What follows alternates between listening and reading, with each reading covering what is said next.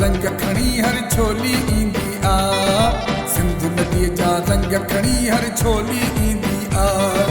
साल में हिकिड़ो भेरो पंहिंजी होली ईंदी आ, सिंधु नदीअ जा रंग खणी हर छोली ईंदी आ, सिंधु नदीअ जा रंग खणी हर छोली ईंदी आ।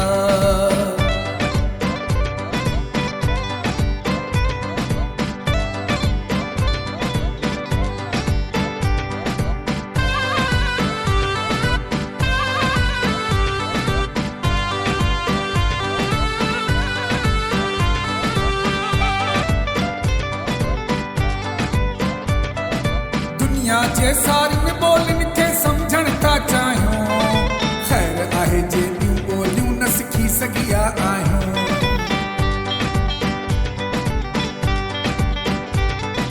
दुनिया जे सारियुनि ॿोलियुनि खे सम्झण था चाहियूं, ख़ैर आहे जे ॿियूं ॿोलियूं न सिखी सघिया आहियूं।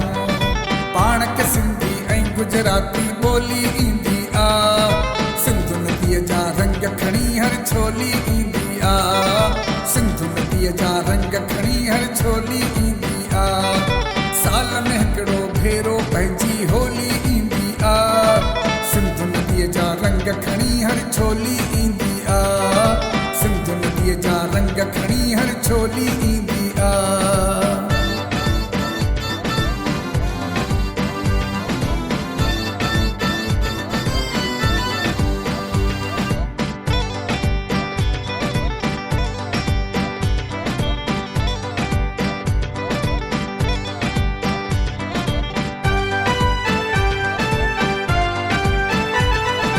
पंहिंजो पीउ बचन खे ॾाढो प्यारो हूंदो आ, माउ जो मिठड़ो प्यार बि साह सहारो हूंदो आ।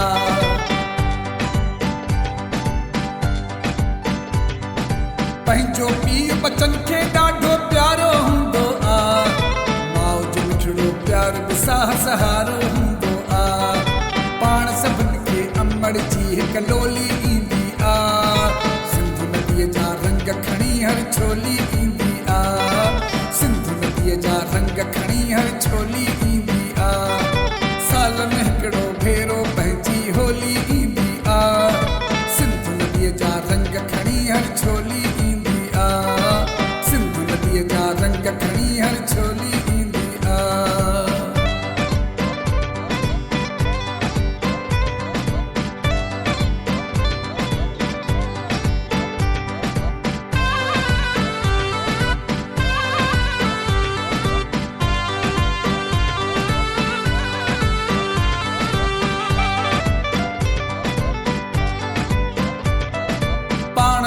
जा आहियूं मुसाफ़िर सारी दुनिया में, प्यार विरहाईंदा आहियूं हिन प्यारी दुनिया में।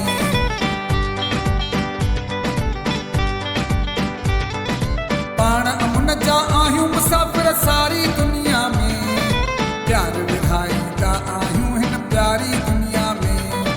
पाण खे पाइणो हिकिड़ी कुर्ब कड़ोली